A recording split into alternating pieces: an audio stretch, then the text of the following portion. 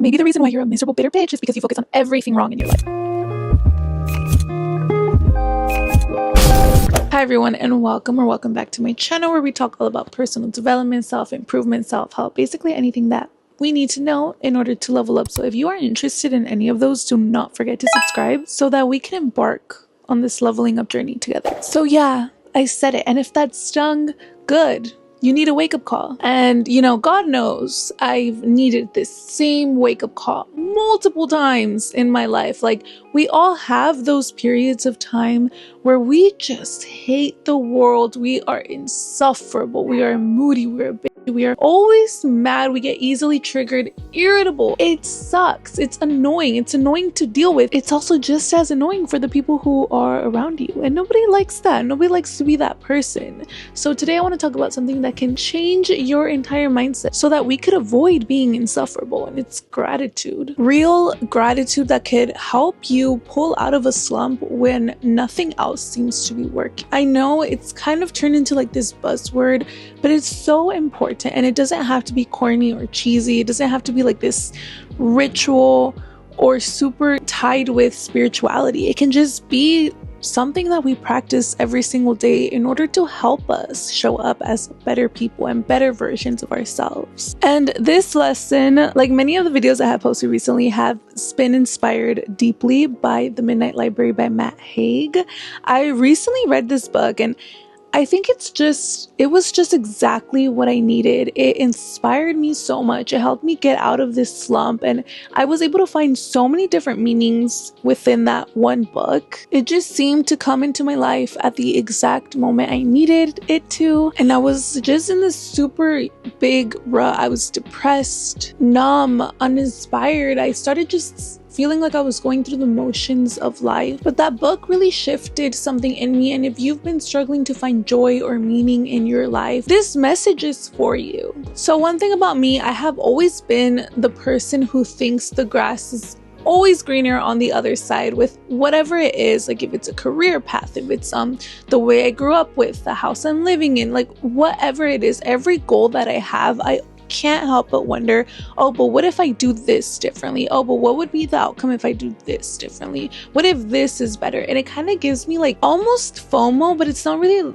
FOMO. It's like more anxious thought patterns. I get really bad anxiety because I just feel like I'm going to be missing out on something better by taking one approach. And it's a mindset that I constantly have to fight.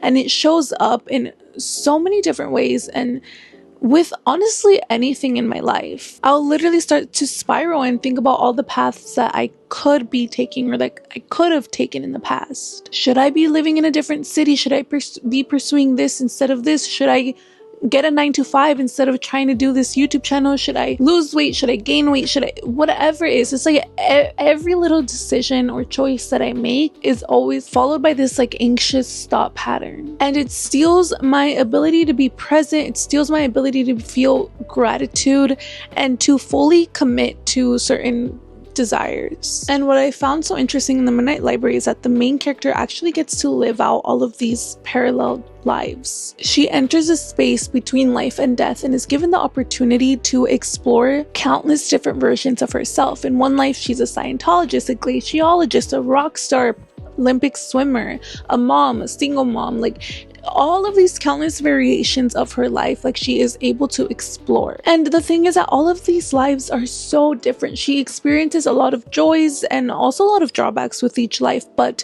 because she is able to experience all of these different realities at once, she starts thinking like, well, how can I settle in one life? Because she has to pick a life to settle in. Like that is why she is given the opportunity. She has to ultimately pick, but she just doesn't feel like she could ever be okay with staying in one life because she knows that she's like missing out on something else, because she knows that there are so many different versions of herself that she has yet to experience. And like I said, every life comes with a set of its own drawbacks. In the one where she's a rock star, for example, her brother ends up overdosing.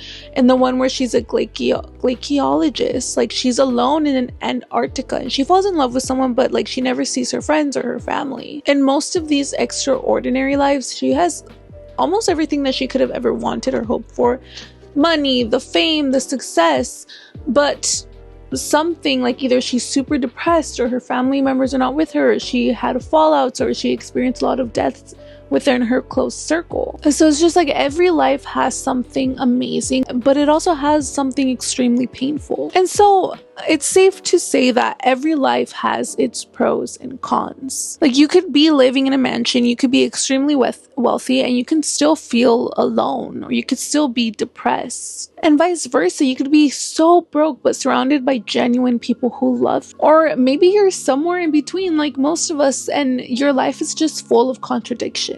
And I'm sorry to tell you, that's normal. That's probably the life that we are all going to end up living. The main character in the book, which you should probably skip a little bit if you don't want like a big spoiler, but she ends up choosing her original life. Like she decides to go back there, and there is a lot of different reasons why, but ultimately she realizes how good she had it. Before this adventure, she actually tried to kill herself. She hated her life. She hated herself. She just didn't see how her life could get any better, because she thought like she had hit rock bottom, and she thought that she didn't bring any good to anybody in her life.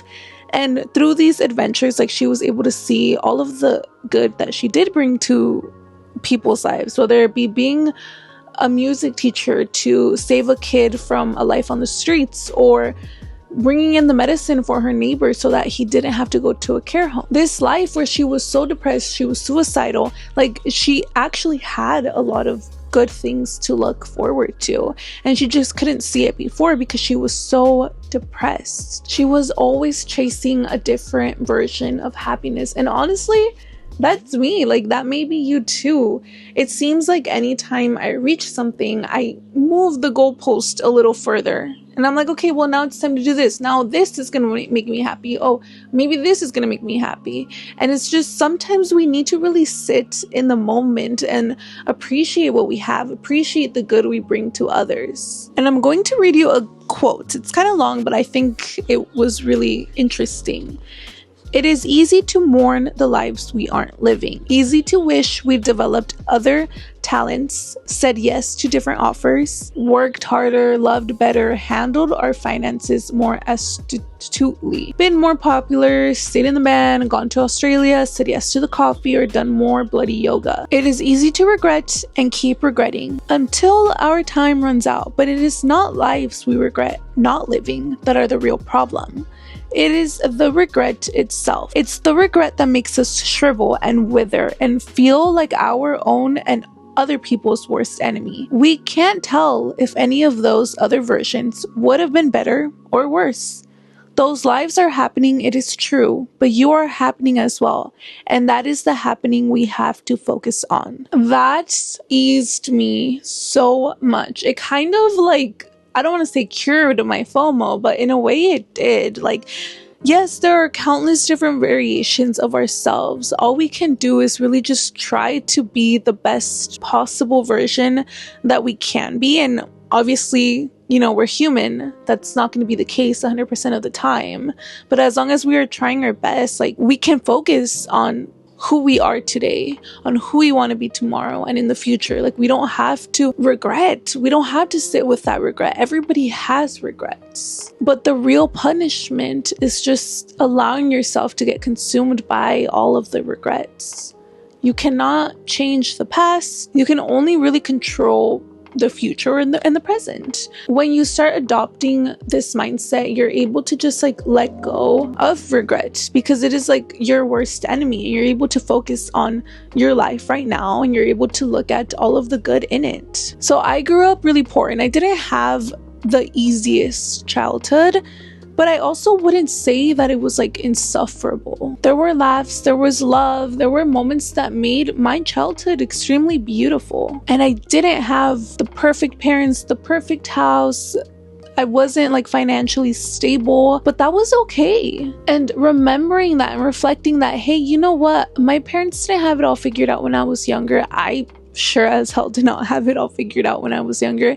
And I can still reflect back on that and think of that period of my life as beautiful. So that also helps me whenever I start falling into like that the grass is always greener mindset. I am able to stop and ask myself, like, what am I ignoring in my current life that is so good? Like, what am I overlooking? Because I am so busy obsessing over what could be. And FOMO is real. Yes, anxiety about what could have been is real as well. But here's the thing, like, no matter what path you take, you will face both joy and pain. That's life. So why not choose to just be as present as possible and enjoy what we have around us? Why not practice gratitude for what already exists? And that doesn't mean that you have to stop dreaming or growing or going after your goals. It just means that you let go of the idea that happiness is found or has to be found somewhere else. So some final thoughts to wrap it all up. Gratitude is not a switch that you just flip. It's a muscle you have to train. You have to train yourself to look at the bright side in your life, to look at the good in your life, look at the good that surrounds you, look at the good that others bring to you, and the good that you bring to others as well. So if you're in a slump or your anxiety is screaming at you, pause, look around, and remind yourself that there is always a reason to be grateful. But other than that, that was all that I had for you guys today. This was a just very short and sweet video. I think this message really helped me out a lot. Like I said, this book, it changed my life. Like, not to be dramatic, I think when I read it, I was just so down bad and I couldn't really quite put my finger on why. And this book gave me, or challenged me, to just view life from a different perspective. And if you're in a slump, I highly, highly recommend it. If not, like, I just hope that at least this video was able to help you out a little bit. But yeah, I post a lot about little reflections like these, little talks like these, and I just, at the end of the day, want us to grow together. That is what my channel is all about. So if you are not yet subscribed, I would highly, highly appreciate if you did. Don't forget to like this video if it helped you out or if it resonated with you at all. And yeah, until next time, bye.